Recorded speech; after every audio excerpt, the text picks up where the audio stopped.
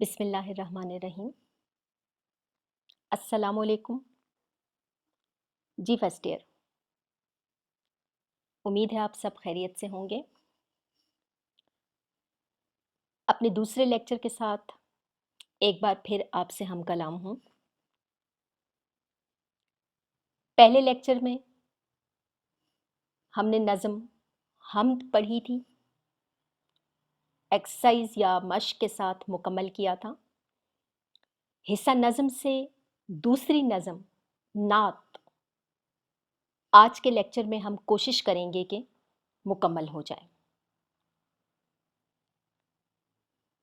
صفحہ نمبر آپ کے سامنے موجود ہے اور میں امید کرتی ہوں کہ کتاب اس وقت آپ کے پاس موجود ہوگی۔ نہ صرف کتاب بلکہ ایک عدد کاپی یا نوٹ بک یا نوٹ پیڈ جس پر آپ کچھ اہم باتیں نوٹ کریں گے، اور یقیناً آپ کے پاس پین یا قلم بھی موجود ہوگا کیونکہ انگلی سے تو نہیں لکھا جائے گا۔ کاغذ قلم رکھنے کا مقصد یہاں پر یہ ہوگا کہ آپ کو جہاں جو پوائنٹ مشکل لگے، کوئی لفظ مشکل لگے، کچھ سمجھ میں نہ آئے، تو اپنے پاس اپنی مشکل لکھ لیجئے گا۔ انشاءاللہ عنقریب آپ فرسٹ ایئر کے numbers, phone number, cell numbers ایک جگہ آ جائیں اکٹھے اسکول کے ڈیٹا میں۔ اس کے بعد ہم باقاعدہ طور پر اپنا ایک واٹس ایپ گروپ بنا لیں گے، پری میڈیکل، انجینئرنگ، ہیومینٹیز یا کمپیوٹر سائنس گروپ کے حوالے سے، اور ہم اپنے کچھ پوائنٹس یا کچھ مشکلات جو ہمیں بیچ میں درپیش ہوں گی وہ ہم اپنے گروپ کے ذریعے ساتھ ساتھ انشاءاللہ حل کرنے کی کوشش کریں گے۔ آغاز کرتے ہیں ہم۔ آپ کی کتاب میں صفحہ نمبر 117 پر حصہ نظم کی دوسری نظم نعت موجود ہے جو حوالہ شاعر سے آغاز ہوتا ہے۔ صفحہ نمبر 117 تا 119 آپ کی نعت کا مکمل حوالہ موجود ہے۔ شاعر ہیں محسن کاکوروی۔ ہم حوالہ شاعر سے باقاعدہ آغاز کریں گے تاکہ شاعر کا انداز بیان سمجھتے ہوئے نظم کی بنیادی باتیں ہماری سمجھ میں آ سکیں۔ محسن کاکوروی، محسن ان کا نام بھی اور شاعرانہ کلام میں ان کا تخلص یا ان کے نام کا وہ حصہ جو تخلص کے طور پر استعمال کیا جا رہا ہے۔ کاکوروی لکھنؤ کا ایک قصبہ ہے کاکوری۔ محسن کاکوروی کی جائے پیدائش لکھنؤ کا یہ قصبہ ہے۔ اسی قصبے کاکوری کی نسبت سے آپ کے نام کا حصہ بنا کاکوروی، یعنی محسن کا تعلق لکھنؤ کے قصبے کاکوری سے تھا۔ سن 1826 سن پیدائش اور سن 1905 سن وفات۔ اسکرین پر سامنے جو کچھ بھی آپ دیکھیں گے برائے مہربانی ایک دم پہلے لفظ سے آخری لفظ پر چھلانگ نہ لگائیے گا۔ میری آواز اور میرے الفاظ کے ساتھ آگے بڑھیے گا تاکہ آپ کو چیز بہتر طور پر سمجھ آ سکے۔ میری کوشش تھی کہ میں لیکچر پر 1 بائی 1 یا ایک لائن یا سطر کے حساب سے اینیمیشن لگا کر آگے بڑھوں، لیکن اردو رائٹنگ میں، اردو ٹائپنگ میں فونٹ کے کچھ مسائل اس طرح سے ہیں جو ورڈ کی طرح یہاں سالو نہیں کیے جا سکتے۔ ان کا حل میرے پاس وہ ٹیکنیکل پوائنٹس نہیں تھے کہ میں ان کا حل نکال سکتی، اس لیے میں چاہ رہی تھی کہ اسکرین پر آپ کو الفاظ مکمل اور واضح نظر آئیں۔ فونٹ میں کچھ مسائل ہونے کی وجہ سے میں جگہ جگہ اینیمیشن استعمال نہیں کر سکی۔ حتی الامکان میری کوشش تھی کہ اسے بہتر اور واضح طور پر آپ کے سامنے جیسے لایا جا سکتا ہے میں کرنے کی کوشش کروں۔ اس لیے جہاں پورا نثر پارہ آپ کی آنکھوں کے سامنے آئے، برائے مہربانی پڑھنے میں جلد بازی نہ کیجیے گا، میرے ساتھ ساتھ آگے بڑھیے گا۔ ان چند ایک باتوں کی وضاحت بہت ضروری ہے جو میں تعارفی لیکچر سے اب تک کرتی آ رہی ہوں، اور امید کرتی ہوں کہ اس لیکچر کے بعد آپ ذہنی طور پر اس بات پر آمادہ ہو جائیں گے کہ آپ نے کیا کیا تدابیر اختیار کرنی ہیں اردو لازمی لیکچر سمجھنے کے لیے، تاکہ ہم سب کے لیے آسانی بن سکے۔ परेशान हो के नहीं, हौसले से, ठीक है, समझ के। उर्दू अदब में हमदिया और नातिया कलाम के हवाले से बेशुमार शोरा का नाम मंजर आम पर आता है। इश्क़ रसूल सल्लल्लाहु अलैहि वसल्लम की खूबसूरत झलक मोहसिन काकूरवी के कलाम का हिस्सा है। मोहसिन का ताल्लुक दबिस्तान लखनऊ से था। अब ये दबिस्तान लखनऊ क्या है? वो तमाम तुलबा जिन्होंने मेरे साथ जमात नहम और दहम का वक्त गुजारा है, वो दबिस्तान की ये कहानी समझते होंगे, क्योंकि अभी अगर मैं इस कहानी में पढ़ी तो बात बहुत तूल पकड़ जाएगी। दबिस्तान दिल्ली और दबिस्तान लखनऊ। किसी और लेक्चर पर इस बहस को आगे बढ़ाएंगे। यहाँ सिर्फ इतना समझना आपके लिए ज़रूरी है, लखनऊ के उदबा या शोरा के अंदाज पर लिखना, उन जैसा अंदाज़े बयान अपनाना, यानी एक प्रॉपर लखनऊ की थीम में, तहजीब में या उनके रवाज के मुताबिक चलना। यहाँ वक्ती तौर पर बस इतनी बात समझ लें। मोहसिन का ताल्लुक दबिस्तान लखनऊ से था, इसलिए भी उनके कलाम में अल्फाज का चुनाव दूसरे शोरा के मुकाबले में मुनफरिद और मुमताज़ हैसियत का हामिल है। नातिया कलाम में सदाकत व खुलूस के साथ अकीदत का ख़ास रंग नज़र आता है। नादिर तशबीहात और इस्तारात का इस्तेमाल उन्हें कादिरुल कलाम शोरा की सफ़ में खड़ा करता है। तशबीहात व इस्तारात, जमात हश्तम 8वीं जमात से आप इनसे आगाह हैं। इल्मे बयान के हिस्से तशबीह, इस्तारा, कनाया, मजाज मुरसल, साथ साथ हम आगे इन्हें तफसील में या वजाहत के तौर पे लाएंगे, लेकिन यहाँ वक्ती तौर पर थोड़ा थोड़ा आगाज़ के या इब्तदाई पॉइंट में आपके लिए समझना ज़रूरी है। जहन थोड़ा पीछे लेकर जाएं तो तफसील आपके पास सारी मौजूद होगी। नादिर तशबीहात और इस्तारात का इस्तेमाल उन्हें कादिरुल कलाम शोरा की सफ़ में खड़ा करता है। सहाबाए कराम रज़ियल्लाहु ताला अन्हो के मनाकिब, मनकबत असनाफ़े सुखन में नज़्म की एक किस्म है। मनकबत, मनकबत की जमा है मनाकिब। देखिए, हम, नात, मनकबत, कसीदा, ये 4 असनाफ़े सुखन उर्दू अदब में तारीफ़, वस्फ़ या तौसीफ़ से ताल्लुक़ रखती हैं। हर सिन्फ़ को एक एक चीज़ के लिए या एक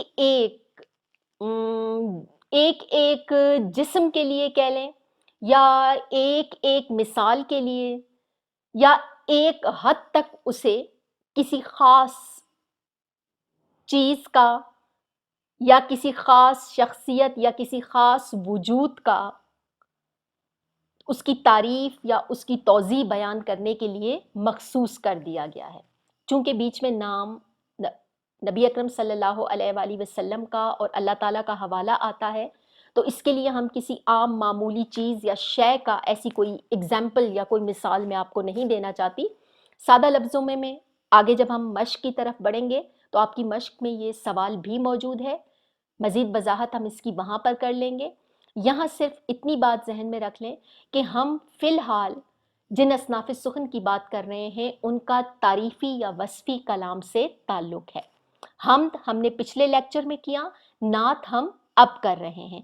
और तीसरी किस्म जो हमारे सामने आ रही है या तीसरी सिन्फ़ जो हमारे सामने आ रही है वो है मनकबत, जिसकी जमा है मनाकिब।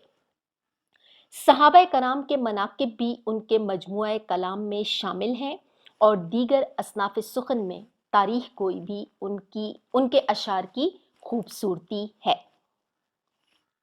मजमूई तौर पर मोहसिन काकूरवी के हवाले से जो चीज़ हमारे सामने आई, जो काबिल ज़िक्र है इस वक्त हमारे लिए, इश्क़ रसूल सल्लल्लाहु अलैहि वसल्लम की ज़ात का खूबसूरत बयान, या नबी अकरम सल्लल्लाहु अलैहि वसल्लम से अपना इश्क बयान करना, हुब्बे रसूल बयान करना, अपनी अकीदत का इजहार करना उनके कलाम की नुमायाँ खुसूसियत है। نظم کو مجموعی طور پر ہم یا یہاں نظم کا مجموعی طور پر ہم فنی محاسن کے حوالے سے ایک مختصر سا جائزہ لیں گے۔ اس کا فائدہ یہ ہوگا کہ ہمیں نظم کی بنیادی باتیں، اس کا انداز بیان، اس کا کہہ لیجئے کہ اس کی توضیح، اس کی تشریح سمجھنے میں ہمیں زیادہ آسانی ہوگی، کیونکہ کسی بھی تحریر میں فکری و فنی محاسن کا ہونا لازم ہے یا انہیں سمجھنا لازم ہے۔ اصناف نظم میں نعت وہ تعریفی یا وصفی کلام ہے جس میں رحمت للعالمین حضرت محمد صلی اللہ علیہ وآلہ وسلم کی تعریف و توصیف بیان کی جاتی ہے۔ اس جملے پر اس بات کی مزید وضاحت ہو جاتی ہے، حمد اور نعت کا فرق۔ حمد بھی تعریف ہے، نعت بھی تعریف ہے، دونوں کا تعلق صنف نظم سے ہے، اصناف سخن میں نظم سے ان کا تعلق ہے۔ حمد وصفی کلام جو اللہ تعالیٰ کی ذات سے تعلق رکھتا ہے، نعت وصفی کلام جو آخری نبی حضرت محمد صلی اللہ علیہ وآلہ وسلم کی ذات سے تعلق رکھتا ہے۔ فکری و فنی محاسن کا حسین مرقع مجموعہ، مکمل نمونہ، مذکورہ نعت شاعر کے باکمال انداز بیان کی مثال ہے۔ سادگی و سلاست کے ساتھ خوبصورت الفاظ اور طویل مرکب تراکیب کا برمحل استعمال نظم کی خاص خوبی ہے۔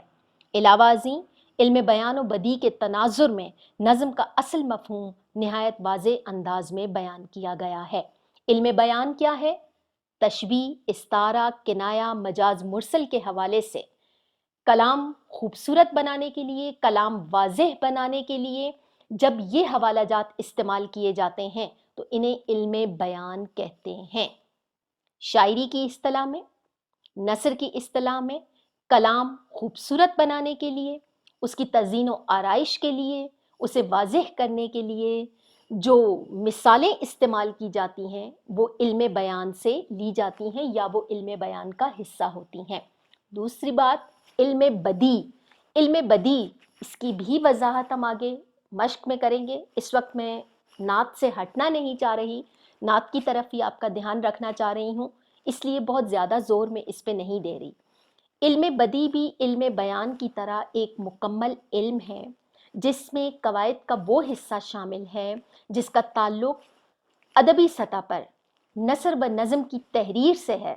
جہاں کسی شاعر کو، کسی نثر نگار کو جب اپنی بات سمجھانا مقصود ہوتی ہے تو جب وہ سادہ لفظوں میں اپنی بات نہیں سمجھا پاتا تو وہ اس چیز کو خوبصورت بنا کر اس کی تفصیل یا وضاحت بیان کرنے کے لیے جن چند ایک قواعد کا یا علم بیان و بدیع کے چند ایک اجزاء و حصوں کا سہارا لیتا ہے، وہ کلام کو خوبصورت بھی بناتے ہیں، واضح بھی بناتے ہیں۔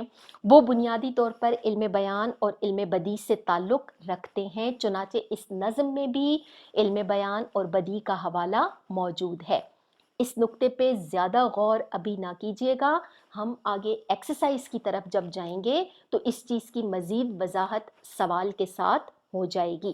چونکہ یہاں پر آپ کی اس لائن میں یہ لفظ موجود تھا اس لیے تھوڑی سی وضاحت میں نے اس کی بیان کر دی تاکہ آپ کو ذہنی طور پر کوئی الجھن نہ ہو۔ ادروائز جماعت نہم اور دہم کی سطح پر آپ ان سے تھوڑا بہت واقف ضرور تھے۔ آگے بڑھتے ہیں اشعار کی طرف، نظم کا باقاعدہ حوالہ لیتے ہیں، اس کے بعد آگے صفحہ نمبر 118 سے ہم باقاعدہ اپنی نظم کا آغاز کرتے ہیں۔ پہلا شعر معنی کے ساتھ آپ کے پاس یہاں پر موجود ہے، لیکن ایک ایک قدم آگے بڑھیں گے، معنی با معنی آگے بڑھیں گے تاکہ بات آپ کی سمجھ میں آئے۔ سب سے اعلیٰ تیری سرکار ہے، سب سے افضل میرے ایمان مفصل کا یہی ہے مجمل۔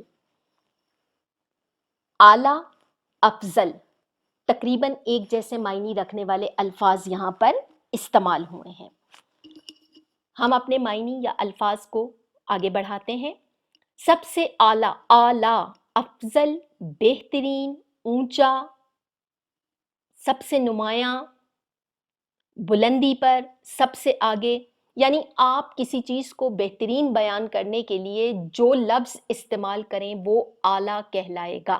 سرکار، سلطنت، بادشاہت، حکومت، امیری، خلافت، کچھ بھی کہہ سکتے ہیں آپ۔ یہاں پر اشارہ کیا گیا ہے نبی اکرم صلی اللہ علیہ وآلہ وسلم کی امت پر، یعنی امت مسلمہ پر۔ شاعر محمد صلی اللہ علیہ وآلہ وسلم کو مخاطب کرتے ہوئے یہاں پر نہایت عقیدت و احترام سے یہ بات کہتے ہیں کہ اے محمد صلی اللہ علیہ وآلہ وسلم، سب سے اعلیٰ آپ کی امت ہے، آپ کی سرداری ہے، آپ کی سرکاری ہے۔ ہم خوش نصیب ہیں کہ ہم آپ کی امت سے تعلق رکھتے ہیں۔ افضل، اعلیٰ، بہترین، برتر۔ ابھی میں نے آپ کو بتایا تھا کہ اعلیٰ و افضل تقریباً مرادفات میں سے ہیں، ایک دوسرے کے ایک جیسے معنی رکھتے ہیں۔ دونوں کا مطلب بلند ترین سطح ہے، اونچی جگہ ہے، بہترین ہے، افضل ہے۔ میرے ایمان مفصل کا یہی ہے مجمل۔ ایمان مفصل اور مجمل شریعت الہی کے حوالے سے یا قرآن و سنت کی روشنی میں اگر ہم دیکھیں تو ایمان مفصل ایک مکمل ایمان ہے، ایمان کی مکمل تفصیل ہے۔ ایمان کیا ہے؟ ہمارا عقیدہ ہے، ہمارا یقین ہے۔ ہمارا عقیدہ یا ہمارا یقین کیا ہے؟ اس میں 7 بنیادی باتیں شامل ہیں۔ اللہ تعالیٰ نے ایک مومن کے لیے، ایک مسلمان کے لیے مفصل یا کامل ایمان کن باتوں کو قرار دیا ہے؟ آپ پڑھ بھی چکے ہوں گے اسلامیات میں، ایک دفعہ دوبارہ میں آپ کے سامنے اسے دوہرا بھی دوں گی کہ ایمان مفصل 7 بنیادی باتوں پر ایمان ہے جس سے کامل ایمان کہا جاتا ہے۔ نمبر 1، اللہ تعالیٰ کی وحدانیت کا اقرار کرنا، یعنی اللہ ایک ہے، اللہ کو ایک ماننا۔ انبیاء کرام پر یقین رکھنا کہ تمام انبیاء کرام، تمام رسول اللہ تعالیٰ نے دنیا میں بھیجے ہیں۔ آسمانی کتابوں پر یقین رکھنا، 4 آسمانی کتابیں جو ہمارے جو ہمارے 4 رسولوں پر اتری، نازل کی گئیں، ان پر ایمان رکھنا۔ نمبر 4، ملائکہ پہ ایمان رکھنا، فرشتوں پر ایمان رکھنا۔ نمبر 5، موت پر ایمان رکھنا کہ انسان نے ایک دن مرنا ہے۔ نمبر 6، مرنے کے بعد قیامت کے دن پر حساب کتاب پر ایمان رکھنا کہ ہم سے ہمارا حساب کتاب لیا جائے گا۔ نمبر 7، اچھی بری تقدیر پر ایمان رکھنا۔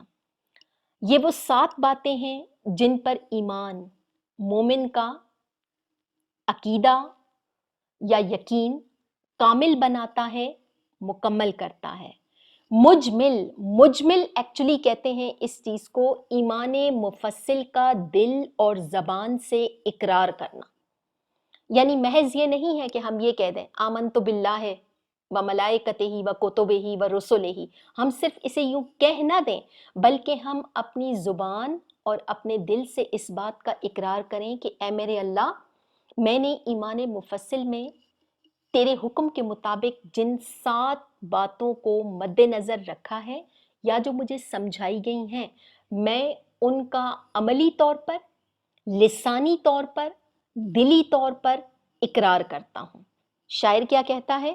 سب سے اعلیٰ تیری سرکار ہے، سب سے افضل۔ اے محمد صلی اللہ علیہ وآلہ وسلم، آپ ہماری امت کے بلند مرتبہ سرکار ہیں، سرور کونین ہیں، سرکار 2 عالم ہیں۔ میرے ایمان مفصل کا یہی ہے مجمل، میرا کامل ایمان اسی بات کی تصدیق کرتا ہے، یا میرے ایمان کا مجموعی جائزہ، مکمل نچوڑ یا مختصر ترین صورت یہی ہے کہ میں دل اور زبان سے آپ کی بتائی گئی ان تعلیمات کا اقرار کروں۔ یہاں محمد صلی اللہ علیہ وآلہ وسلم سے عقیدت و محبت کا اظہار ہے۔ شعر کا مفہوم دیکھتے ہیں، تھوڑی سی اور بات آپ کو واضح ہو جائے گی۔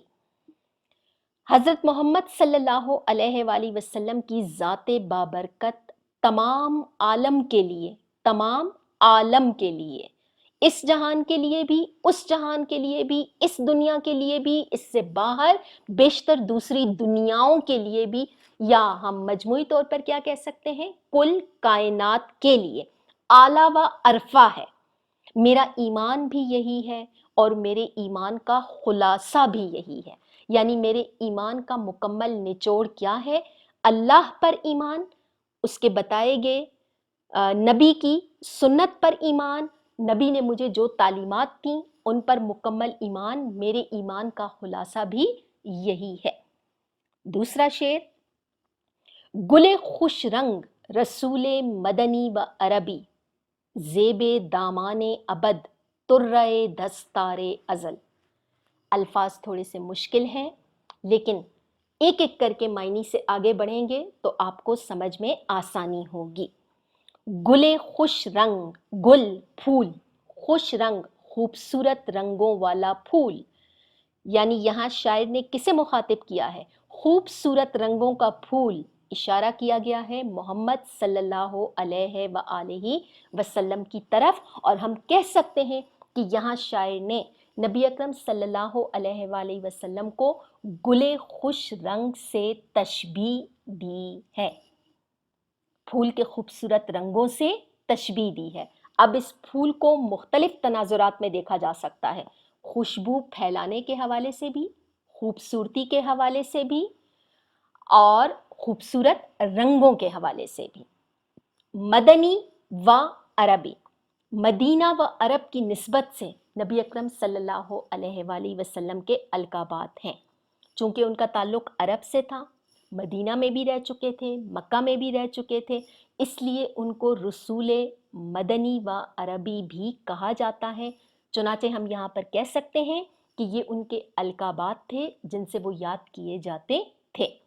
ज़ेबे दामाने अबद तवील मुरक्कब तरकीब इस्तेमाल की गई है। ज़ेब कहते हैं जीनत को, जैसे आप कहते हैं ना कि फला चीज़ मुझे सूट नहीं करती, फला चीज़ मेरे साथ अच्छी नहीं लगती, फला चीज़ उसके साथ मैच नहीं होती। ज़ेब देना, उस जैसा लगना, मैच करना, मवाफिक होना। ज़ेबे दामाने अबद, दामान, दामान लफ्ज़ दामन से निकला हुआ है।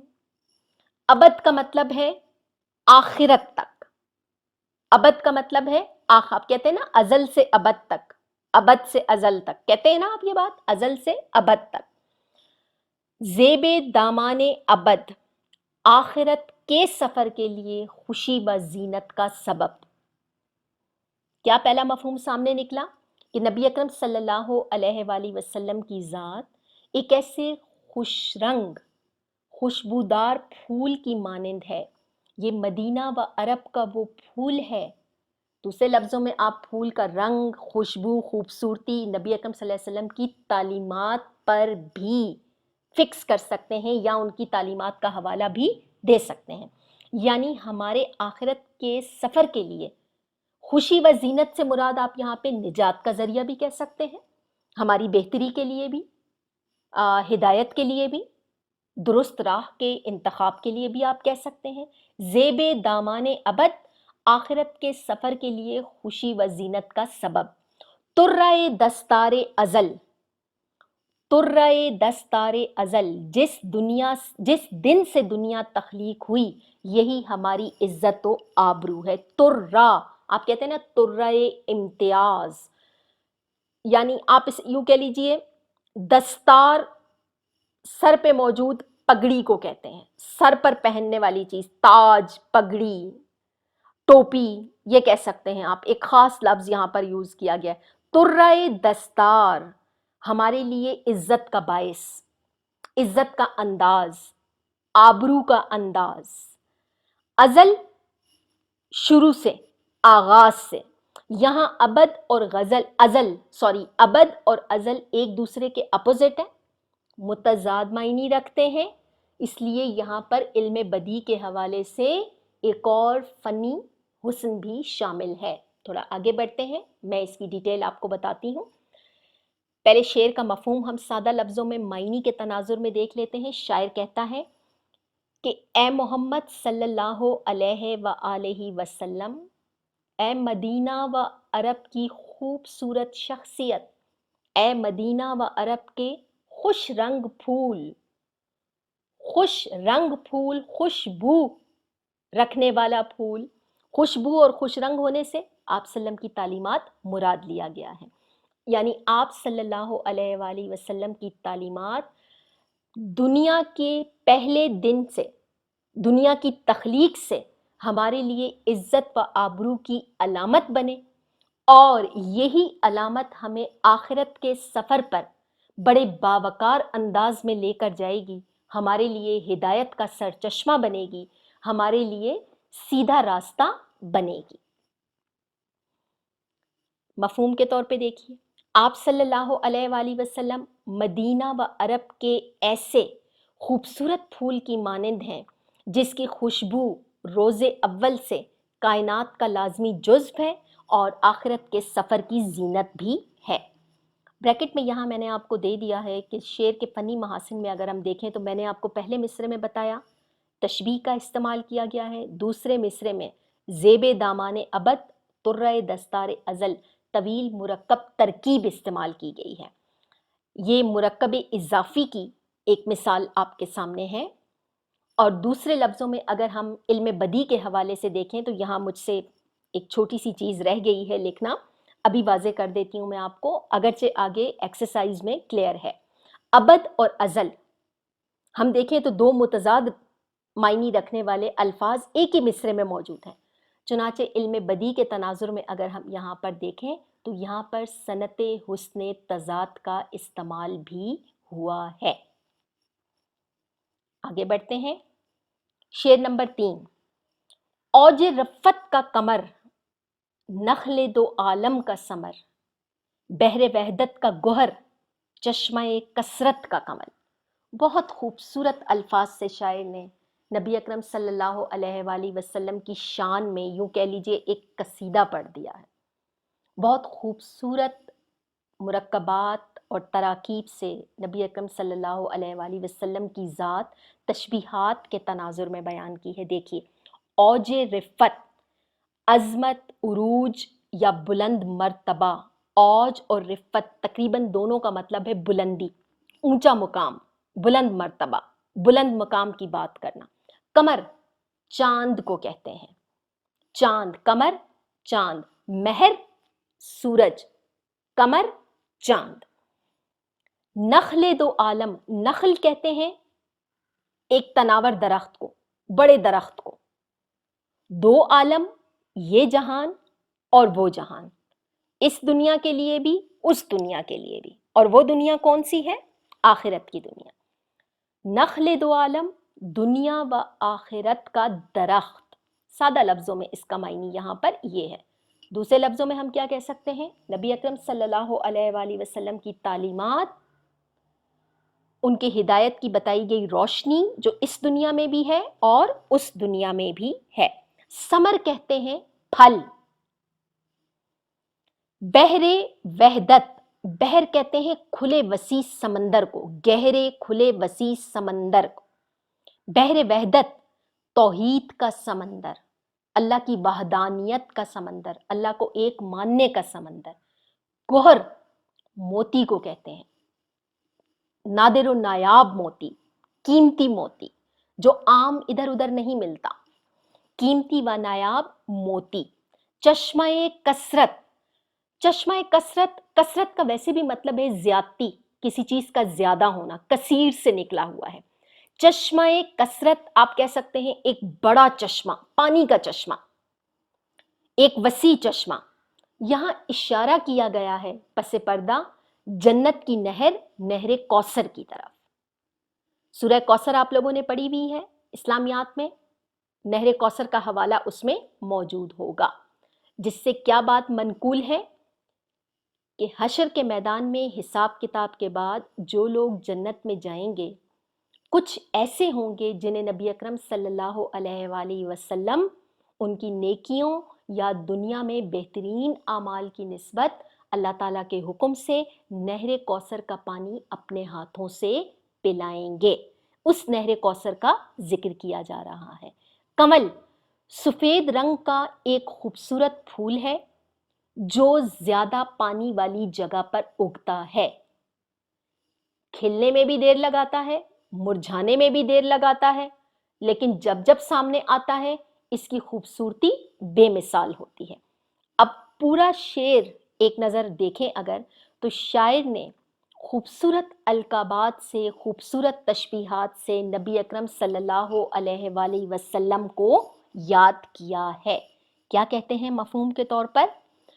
آپ صلی اللہ علیہ وآلہ وسلم کائنات کی عظمت کا چاند، کائنات کے لیے بڑائی ہے، عظمت ہے، بلندی ہے، ایک شرف ہے کائنات کے لیے آپ صلی اللہ علیہ وآلہ وسلم کی ذات، دونوں جہان کے لیے رحمت کا باعث، رحمت للعالمین، تمام عالم کے لیے رحمت، سرور کائنات صلی اللہ علیہ وآلہ وسلم، توحید کے سمندر کا موتی اور نہر کوثر کا کنول ہے۔ خوبصورت تشبیہات سے یہاں بیان کیا گیا ہے۔ توحید کے سمندر کا موتی نبی اکرم صلی اللہ علیہ وآلہ وسلم نے اللہ تعالیٰ کی توحید، وحدانیت، اللہ کا ایک ہونا نہایت خوبصورت انداز میں بیان کیا ہے۔ نہر کوثر کا کنول، نہر کوثر کی خوبصورتی، اس کی وقت، اس کی عزت و آبرو نبی اکرم صلی اللہ علیہ وآلہ وسلم کی ذات سے اور زیادہ شرف حاصل کرتی ہے۔ کیا ثابت ہوا؟ پورے شعر میں تشبیہات، استعارات اور طویل مرکب تراکیب کا استعمال کر کے شاعر نے نبی اکرم صلی اللہ علیہ وآلہ وسلم کی تعلیمات بھی بیان کر دیں، ان کی زندگی کا مقصد بھی بیان کر دیا، اور ایک مومن کے لیے آپ سلم کی حیثیت بھی واضح کر دی۔ شعر نمبر 4، ہے تمنا کہ رہے نعت سے تیرے خالی، نہ میرا شعر، نہ قطع، نہ قصیدہ، نہ غزل۔ بہت خوبصورت شعر ہے، پوری نظم کا بہترین شعر ہے۔ اگر غور کریں اور سمجھیں، پہلے مصرعے سے دیکھتے ہیں۔ تمنا، تمنا کا مطلب ہے خواہش کرنا، آرزو کرنا۔ ہے تمنا کہ رہے نعت سے تیرے خالی، شاعر کیا کہتا ہے؟ میری یہ تمنا ہے، میری یہ آرزو ہے، اپنے کلام کے لیے بات کر رہا ہے کہ میرا کلام، چاہے وہ میری نعت ہے یا کوئی بھی صنف سخن ہے، وہ نبی اکرم صلی اللہ علیہ وآلہ وسلم کی ذات کی تعریف سے یا ان کی نعت سے خالی نہ ہو، اس سے الگ نہ ہو۔ دوسرا مصرعہ دیکھیے، آپس میں دونوں لنک ہوں گے تو آپ کو سمجھ میں آئے گا۔ نہ میرا شعر، نہ قطع، نہ قصیدہ، نہ غزل۔ اب ذرا غور کریں اس پہ، تو شعر کیا ہے؟ شاعری کا ایک حوالہ ہے، قطع شاعری کی صنف ہے، قصیدہ شاعری کی صنف ہے، غزل شاعری کی صنف ہے۔ یعنی شاعر کیا کہتا ہے کہ یہ میری تمنا ہے، یہ میری آرزو ہے کہ چاہے میں نظم میں شعر لکھوں، قطع لکھوں، قصیدہ لکھوں، غزل لکھوں، ان چاروں اصناف میں یا اس کے علاوہ بھی کوئی صنف ہو، تو اس میں نبی اکرم صلی اللہ علیہ وآلہ وسلم کی ذات کا حوالہ موجود ہو۔ یعنی وہ اپنے کلام کی خوبصورتی، آپ سلم سے عقیدت کا بیان ظاہر کرتا ہے کہ اگر آپ صلی اللہ علیہ وآلہ وسلم کا ذکر ان اصناف سخن میں میرے نام سے تحریر کردہ کلام میں موجود ہوا تو میرا کلام بہترین ہوگا یا خوبصورت ہوگا۔ شعر، قطع، قصیدہ، غزل، ان تمام اصناف کی تعریف میں نے PDF فائل میں آپ کو اگزامپل کے ساتھ سمجھا کر تحریری طور پر دی ہے، اس لیے برائے مہربانی وہ ڈاکومنٹ ضرور پڑھیے گا۔ یہ سب اصناف سخن ہیں، ان کی تعریف میں نے مشق میں کروا دی ہے، دھیان دیجیے گا۔ مفہوم دیکھتے ہیں۔ میری یہ خواہش ہے کہ میرا کلام تیرے ذکر سے کبھی خالی نہ ہو، تیرے ذکر سے خالی نہ ہو، تیری تعریف و توصیف سے خالی نہ ہو۔ وہ کوئی بھی صنف سخن ہو، اس میں اے محمد صلی اللہ علیہ وآلہ وسلم تیرا تذکرہ لازم ہو۔ اس شعر کی خصوصیت کیا ہے کہ یہاں صنعت مرات النظیر کا استعمال کیا گیا ہے۔ علم بدیع کا ایک حصہ صنعت مرات النظیر، نظیر کا مطلب ہے مثال، مرات رعایت کے ساتھ، بہت زیادہ ورائٹی جس میں ہو، لیکن شرط یہ ہے ایک عنوان یا ایک موضوع سے تعلق رکھیں۔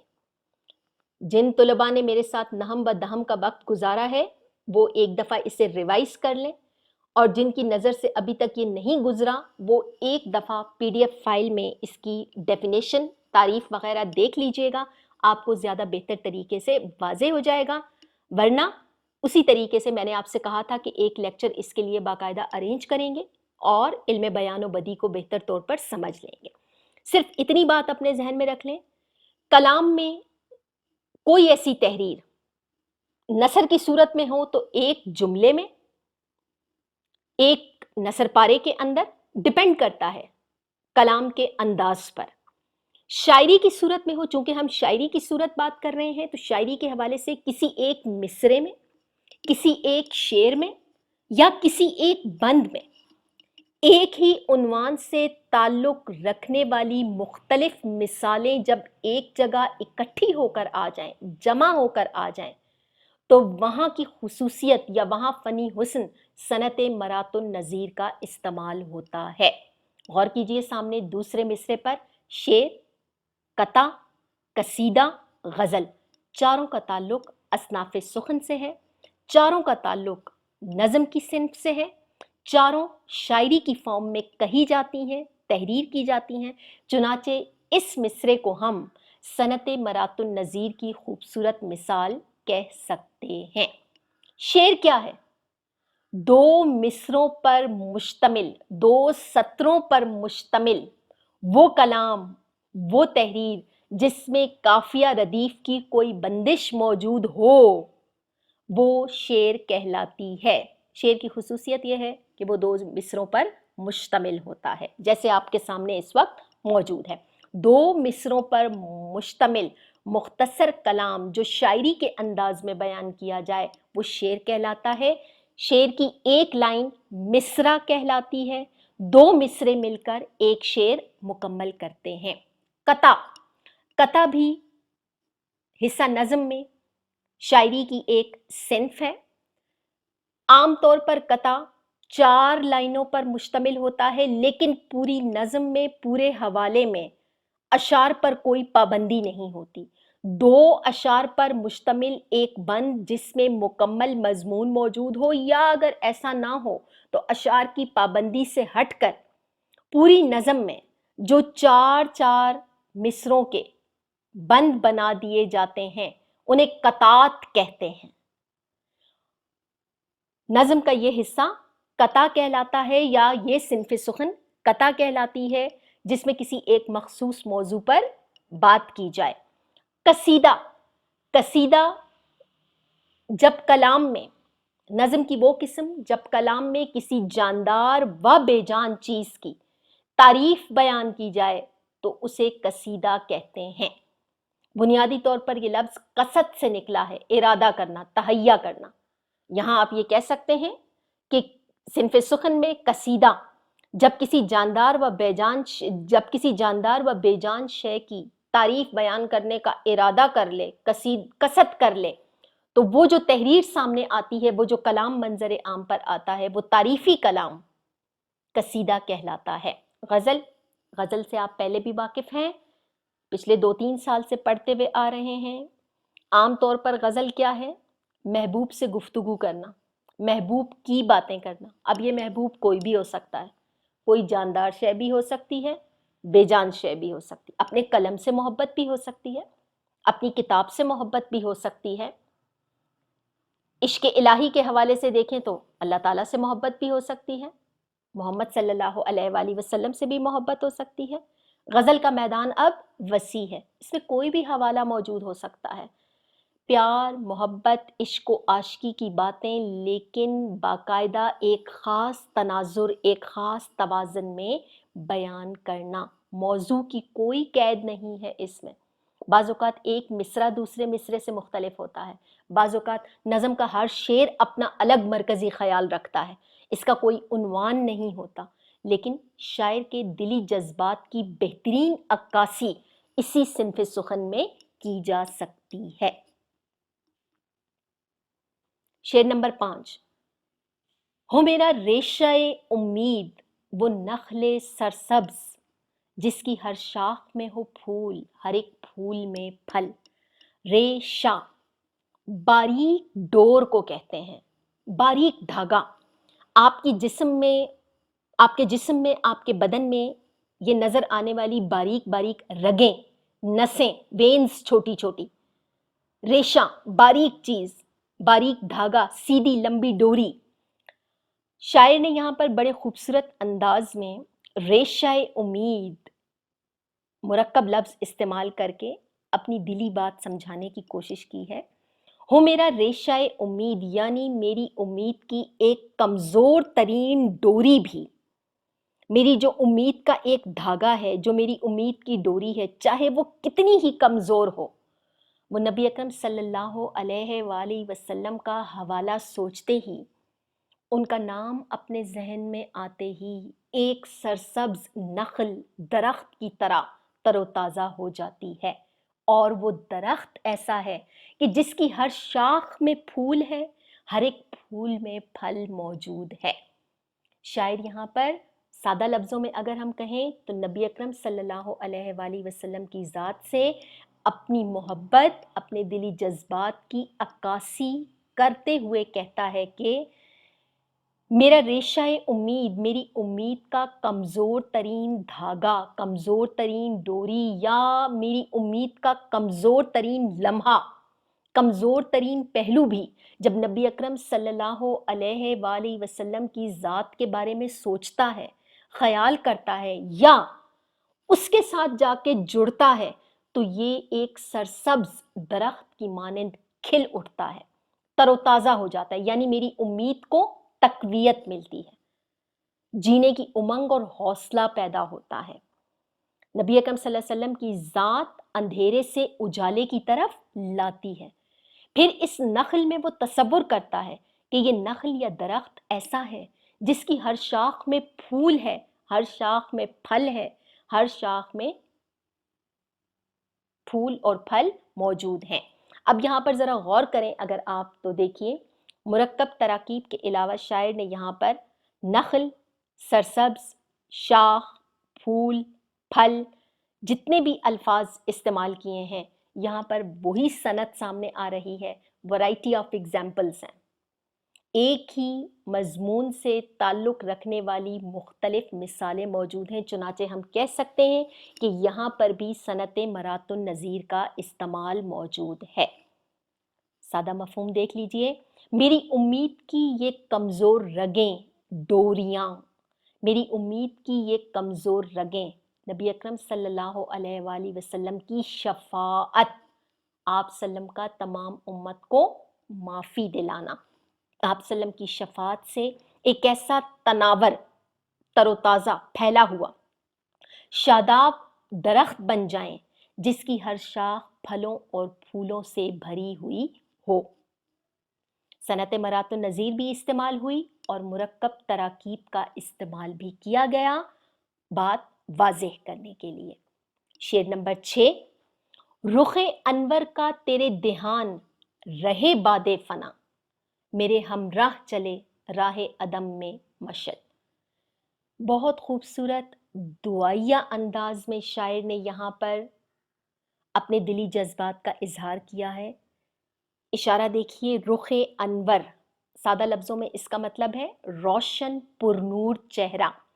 اشارہ کیا گیا ہے نبی اکرم صلی اللہ علیہ وآلہ وسلم کی ذات بابرکت کی طرف، یعنی آپ سلم کا مبارک چہرہ، آپ سلم کا رخ روشن، آپ سلم کا چہرہ پرنور، دھیان، خیال، تصور، سوچ، میری فکر، بعد فنا، مرنے کے بعد بھی، یعنی اس جہان میں، میرے ہمراہ چلے، ہمراہ، ساتھ ساتھ، میرے پاس پاس ہو کر، راہ عدم، آخرت کا راستہ، آخرت کا سفر، مشل، روشنی۔ اب یہاں شاعر کہنا کیا چاہتا ہے کہ اے محمد صلی اللہ علیہ وآلہ وسلم، میری یہ دعا ہے، میری یہ خواہش ہے کہ میں اگر مر بھی جاؤں تو میرے مرنے کے بعد بھی میرا خیال، میرا تصور، میری سوچ، میری فکر میں، میری نگاہوں میں تیرا ہی خوبصورت اور پرنور چہرہ رہے۔ یعنی آپ صلی اللہ علیہ وآلہ وسلم کی دید کی تمنا ہے، نہ صرف زندہ رہتے ہوئے اس زندگی میں بلکہ مرنے کے بعد بھی نبی اکرم صلی اللہ علیہ وآلہ وسلم کا دھیان رہے، ان کی سوچ رہے، ان کا خیال رہے۔ میرے ہمراہ چلے راہ عدم میں مشل، کہنے کا مطلب یہاں پر کیا ہے کہ میں جب آخرت کے سفر پر چل پڑوں تو میرے ساتھ نبی اکرم صلی اللہ علیہ وآلہ وسلم کی تعلیمات ایک علم کے مینار کی طرح، روشنی کی طرح، مشل بن کر میرے ساتھ ساتھ چلیں کہ نبی اکرم صلی اللہ علیہ وآلہ وسلم کی تعلیمات نہ صرف اس دنیا کے لیے بلکہ اس دنیا کے لیے بھی نجات کا ذریعہ ہیں۔ میری دعا ہے کہ مرنے کے بعد بھی نبی اکرم صلی اللہ علیہ وآلہ وسلم کا چہرہ مبارک میری سوچوں اور فکر میں قائم رہے، تاکہ آخرت کا سفر بھی آپ سلم کی محبت میں گزرے، کیونکہ یہی میرے لیے مشل یا روشنی کی مانند ہے۔ مرکبات کا استعمال کیا گیا ہے اس شعر کے دونوں مصروں میں۔ شعر نمبر 7، صف محشر میں تیرے ساتھ ہو تیرا مداح، ہاتھ میں ہو یہی مستانہ قصیدہ یہ غزل۔ بہت خوبصورت شعر، سیکنڈ لاسٹ شعر کی طرح یا سابقہ شعر کی طرح اس شعر میں بھی شاعر ایک دعائیہ انداز اختیار کر رہا ہے۔ کیا کہتا ہے؟ صف محشر میں، صف کہتے ہیں قطار، سیدھی لائن کو، محشر حشر کا دن، حساب کا دن، روز قیامت۔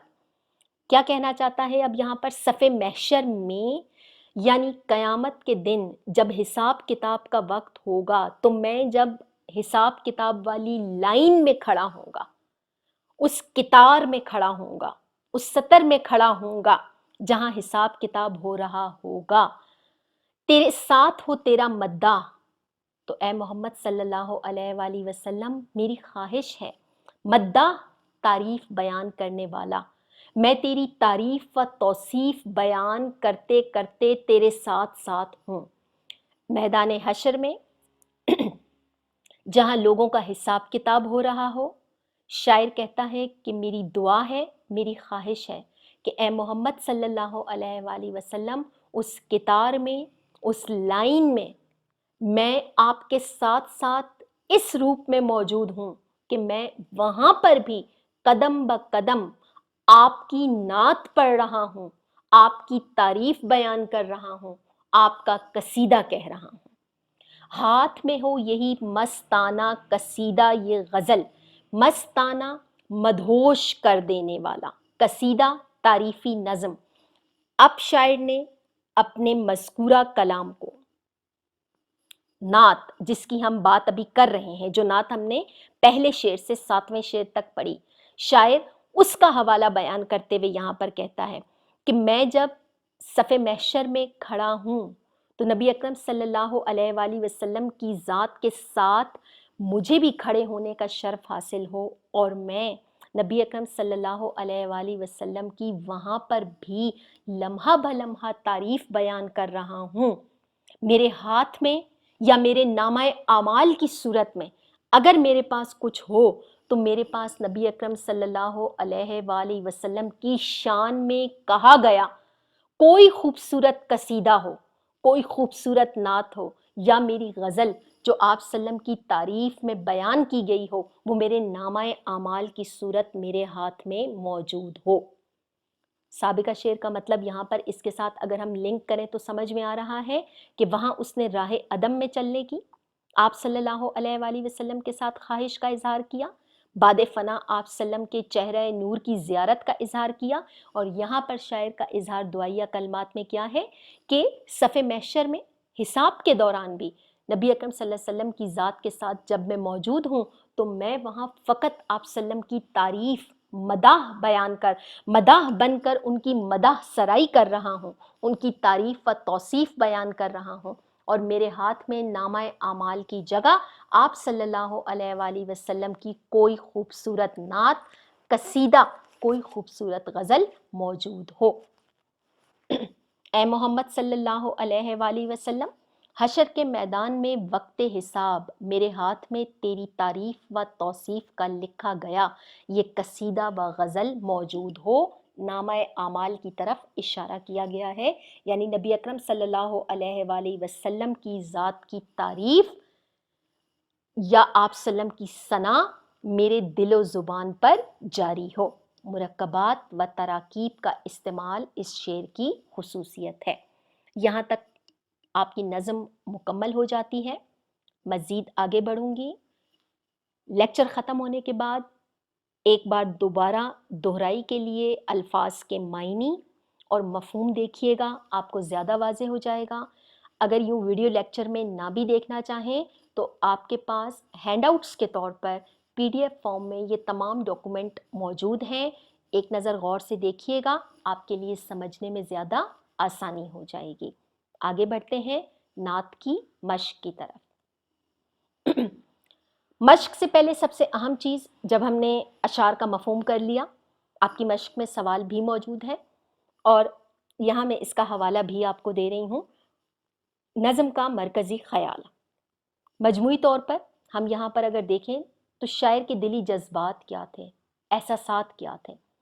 وہ نبی اکرم صلی اللہ علیہ وآلہ وسلم کی تعریف تو بیان کر رہا تھا، عقیدت کا اظہار تو کر رہا تھا، لیکن اس کی عقیدت کے اظہار کا انداز باقی شعراء سے مختلف تھا، منفرد تھا۔ کیسے اپنی بات بیان کرنا چاہتا تھا؟ سامنے اسکرین پر دیکھیے، میرے ساتھ ساتھ میری آواز کے ساتھ آگے بڑھیے گا، سمجھنے میں آسانی ہوگی آپ کو۔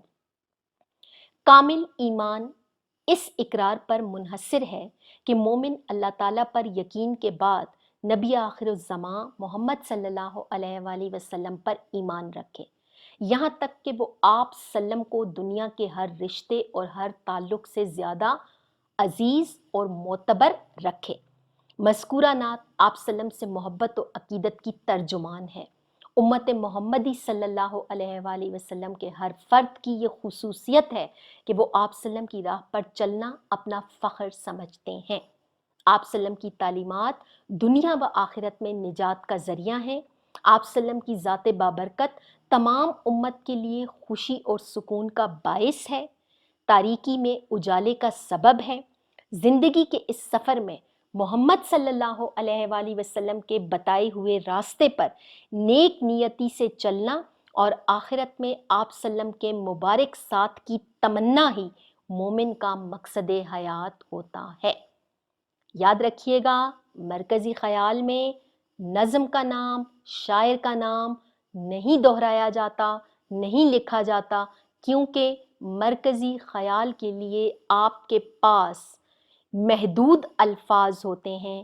بہترین مرکزی خیال 30 سے 35 الفاظ پر مشتمل ہونا چاہیے، یا زیادہ سے زیادہ 40 الفاظ کا ایک چھوٹا سا نثر پارہ ہونا چاہیے، جس میں 3 سے 4 تک محدود سطریں ہوں۔ آپ کے سامنے اسکرین پر موجود، اگر آپ کو مرکزی خیال تھوڑا طویل لگ رہا ہے تو اس کے طویل ہونے کی میری طرف سے وجہ یہ ہے، جو میرا بنیادی شروع سے اصول رہا ہے، ضروری نہیں آپ کو اس مرکزی خیال کی تمام باتیں یاد رہ جائیں۔ آپ اس میں اپنی مرضی سے 4 یا 3 سطریں نکال سکتے ہیں نہایت آسانی سے، جو آپ مرکزی خیال یا نچوڑ کے طور پر اپنے الفاظ میں بھی بیان کر سکتے ہیں۔ مشق کی طرف آئیں گے، تھوڑی سی طویل مشق ہے اس کی، سوالات دیکھتے جائیے گا۔ اشعار کی تشریح میں یا مفہوم میں یا معنی میں بیان کرتے کرتے کچھ چیزیں واضح ہو گئی ہیں۔ سوال نمبر 1، حمد، نعت اور منقبت میں فرق واضح کیجئے۔ حمد اور نعت کا فرق آپ کو واضح ہے۔ تیسری ایک نئی چیز آپ دیکھ رہے ہیں، منقبت، جس کی جمع ہے مناقب۔ حوالہ شاعر میں تھوڑا سا حوالہ ایک لائن کی صورت اس کا موجود ہے۔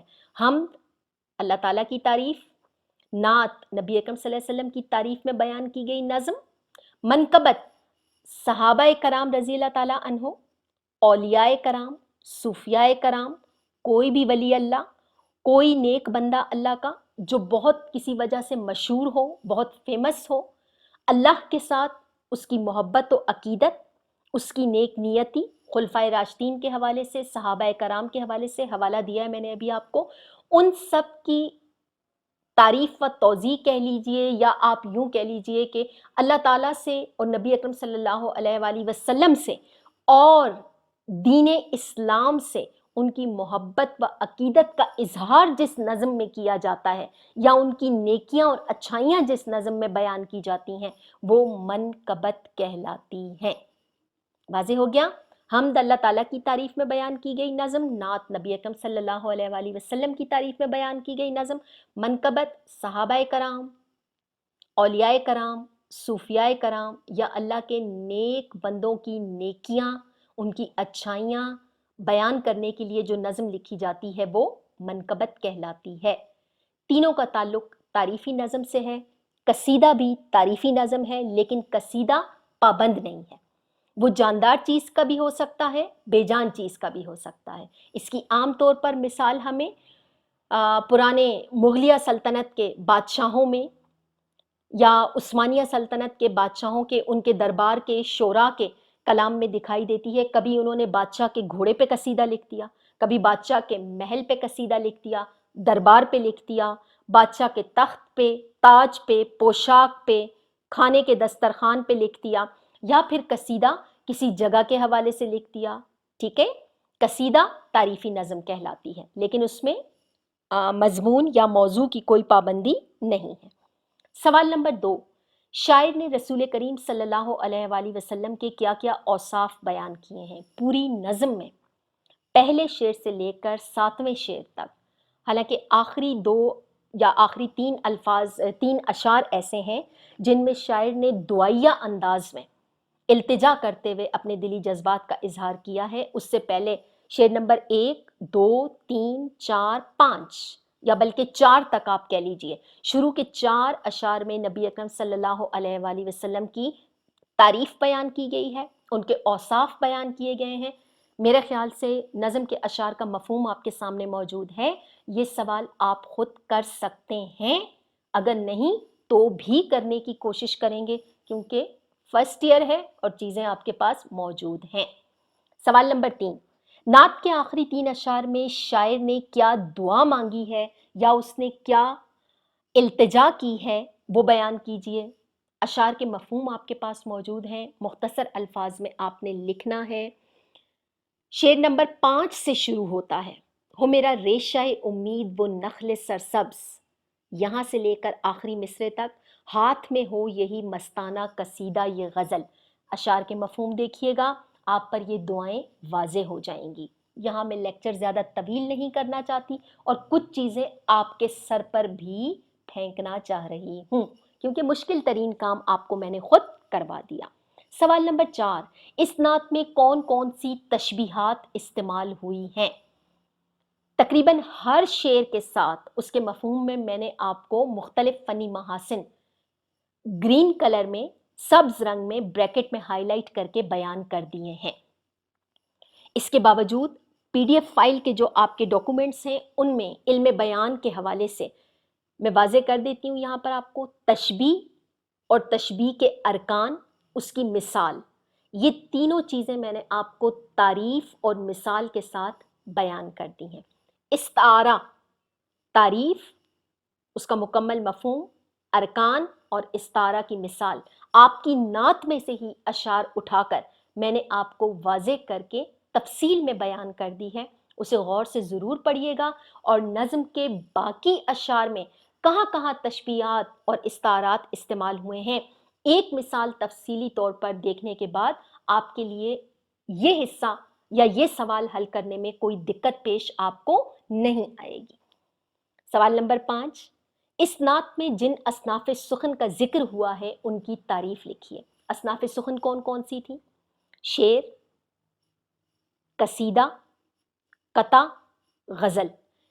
ان 4 اصناف کے علاوہ میں نے آپ کو کچھ اور اہم بنیادی اصناف جو جن کا تعلق آپ کے نصاب میں آگے آپ سے پڑے گا، میں نے آپ کو وہ بھی PDF فائل میں ڈاکومنٹ کی صورت میں آپ کو اٹیچمنٹ میں سینڈ کر دی ہیں.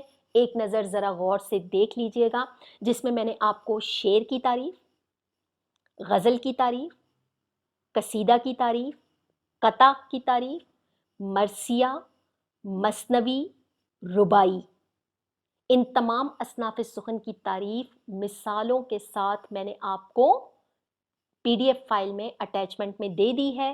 بار بار کہہ رہی ہوں میں آپ کو، ایک دفعہ غور سے دیکھ لیجئے گا. تھوڑا سا ہمارا کورس کور ہو جائے تو ہم اس کے بعد قواعد کے حوالے سے، اصناف سخن کے حوالے سے، نظم کی اصطلاحات کے حوالے سے باقاعدہ ایک پورا لیکچر ارینج کریں گے اور اس پر ترتیب بار ان تمام اصناف پر مکمل بحث کریں گے. سوال نمبر 6، تشبیہ و استعارہ کا مفہوم و ارکان، صنعت مرات النظیر اور صنعت تضاد کی وضاحت کریں. آپ کی کتاب میں اگر آپ غور کریں تو سوال نمبر 6 میں آپ کو مثال کے ساتھ صنعت مرات النظیر اور صنعت تضاد کا حوالہ دیا گیا ہے. ہدایات برائے اساتذہ کے بلاک میں اگر آپ دیکھیں تو آپ کو تشبیہ اور اصناف شاعری کے حوالے سے بھی ایک نوٹ دیا گیا ہے. میں نے ان تمام باتوں کو، ان تمام اہم بنیادی نکات کو ایک سوال کی صورت میں مشقی سوالات کے ساتھ، تعریف کے ساتھ لکھ دیا ہے. تشبیہ استعارہ مفہوم و ارکان کے ساتھ موجود ہیں. صنعت مرات النظیر، صنعت تضاد، علم بدیع کی تعریف تشریح کے ساتھ موجود ہیں، مثالوں کے ساتھ موجود ہیں. امید کرتی ہوں اس پورے لیکچر کے دوران کہیں کوئی کمی بیشی رہ گئی ہو، درگزر کیجئے گا. میرا نہیں خیال کوئی ایسی چیز ہوگی جو آپ کے لیے مبہم صورت پیش کرے، کوئی الجھن پیش کرے، یا آپ کے لیے کوئی کنفیوژن ہو، کوئی مسئلہ ہو یا کوئی مشکل ہو. میں نے اپنی طرف سے مکمل طور پر آسانی پیدا کرنے کی کوشش کی ہے. پھر بھی اگر آپ کو کچھ سمجھ میں نہ آئے تو آپ تمام طلباء سے میری گزارش ہے، کاپی پین آپ کے پاس موجود ہے، لیکچر آپ کے پاس سیو ہے، جس وقت چاہیں دوبارہ سن سکتے ہیں. اپنے بنیادی مشکلات یا اہم پوائنٹ نوٹ کر لیجئے جنہیں ہم آگے لیکچر میں باقاعدہ طور پر سالو کریں گے. انشاءاللہ اللہ تعالیٰ حالات بہتر کریں گے، ہمارا دوبارہ آمنا سامنا ہوگا، ہم ملیں گے، ہم چند اہم مشکلات کو یا نکات کو وہاں پر حل کر لیں گے. میں آپ کو حمد اور نعت دونوں کی ایک چھوٹی سی مشق معروضی سوالات کے طور پر اٹیچ کروں گی، ٹھیک ہے؟ نعت کے ساتھ نعت کی، حمد کے ساتھ حمد کی ہوگی یقیناً. برائے مہربانی انہیں سالو کیجئے گا، حل کیجئے گا اور اپنے پاس انہیں محفوظ طریقے سے رکھیے گا ضرور کہ وہ سب ہمارے نصاب یا کورس کا حصہ ہوں گی. آپ سب کا بہت بہت شکریہ کہ آپ نے اتنی دیر سنا، چاہے نقاہت سے سنا، دل لگا کے سنا، بیزاری سے سنا یا بڑی محبت میں سنا. خوش رہیں، شوق سے پڑھیں. آمین. اللہ آپ کا حامی و ناصر ہو. اللہ حافظ.